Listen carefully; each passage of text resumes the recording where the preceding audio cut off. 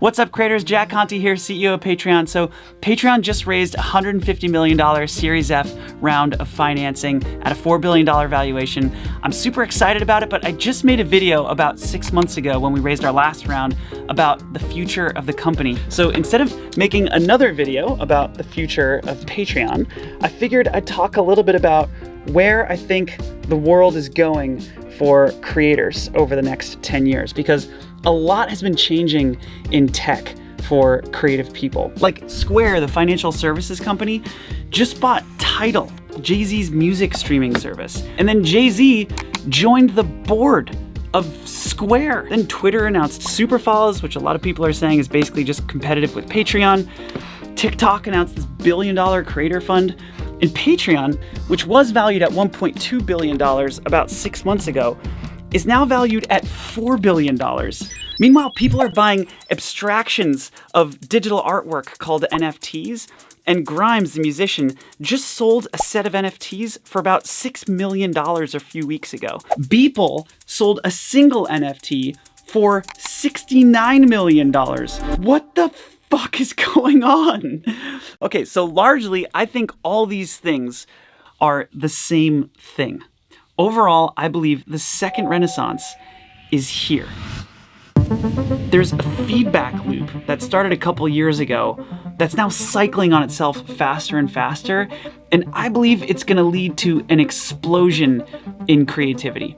It started here with the web's early creators, who basically took advantage of this new, free, awesome distribution architecture called the internet, and these creators got huge. They turned into this generation's movie stars. I'm doing it! But at the beginning, there weren't very many easy ways for creators to make money, so these companies started popping up to help creators solve this. Companies like Gumroad and Fullscreen and Patreon, and that allowed creators to not just be huge, but to be making money, to be clocking ducats. Creators are now building these huge, kick-ass creative businesses.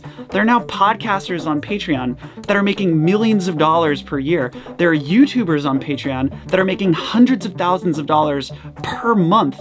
Creators are leasing office space and hiring huge teams. They're living the freaking dream because it's so much more accessible and so much better to be a creator now than it was 10 years ago. And that's led to this explosion in the number of creative people in the world who are becoming full-time creators. The distribution platforms have realized that. The Facebooks and Twitters and the YouTubes of the world. They're getting dollar signs in their eyes because they're seeing this huge opportunity to help creators make money. So boom, YouTube copies Patreon and releases channel memberships. Meanwhile, Facebook is trying to compete with YouTube, so they launch fan subscriptions. Then Twitter announces super follows, and then in a blink, all these distribution companies are now competing with each other on creator payments. They're trying to be the best at getting creators paid. The same thing happened a few years ago when Snapchat launched Stories. Boom, Instagram copied them and launched their own version of Stories. Then Facebook launched Stories. It happened again when TikTok launched short-form video.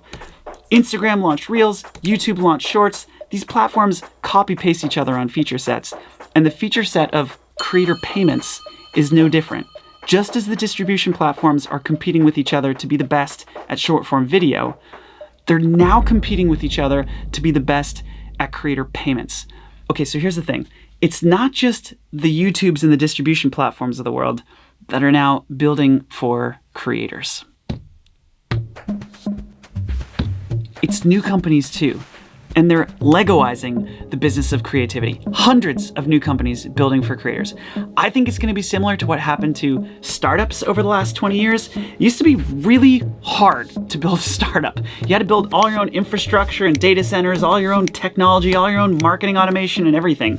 But over the last 20 years, each of these components of building a business has been Legoized by another company.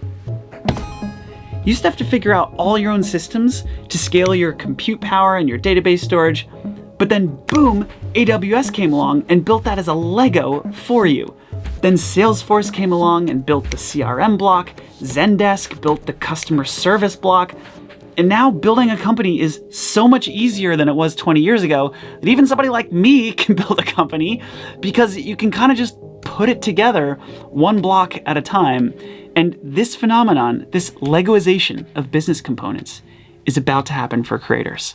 There are already hundreds of startups, literally hundreds, that are building this stuff. I'm a part of the Slack channel that was set up by Lee Jin, who's this incredible creator, investor, and a leader of the passion economy.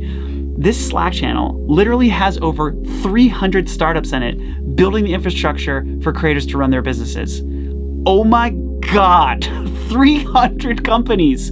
But it makes sense because right now creators have to do all this from scratch by themselves. And that's why Square, I think, bought Tidal, because they're starting to map out the Lego blocks of creative business building. So zooming out, this overall competitive dynamic between the distribution platforms competing to get creators paid and the startups and other companies Legoizing creative business infrastructure, this is going to lead to incredible, accessible, easy ways for creators to make money and build businesses. Actually, it's not even about making money. It's about building your dream as a creative person. That's about to go crazy. If you think creators are huge right now, wait till 5 years from now.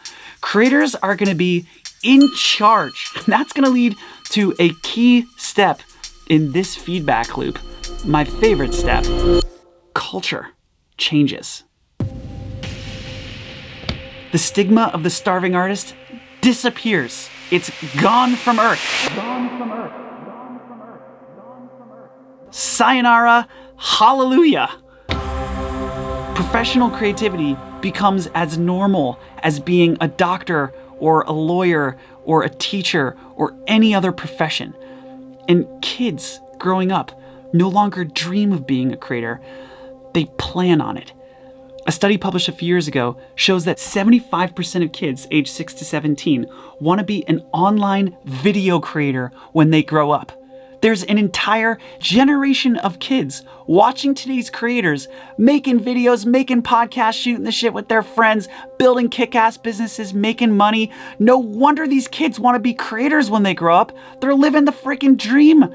And that's going to lead to an even bigger explosion in the number of creators over the coming decades. And then this cycle is just going to keep feeding back on itself. The second renaissance is here, right now. It's been here for a while, but a lot of people are just starting to see it. Creators are about to have leverage. They're about to have choice. Global creativity is about to be financed and celebrated to a degree that's going to make the first Renaissance feel like a blip in a history book. If you're a creative person and you're alive today, this is literally the best time in the history of humanity to be on this planet. What's going to happen over the next 10 years is going to be awesome.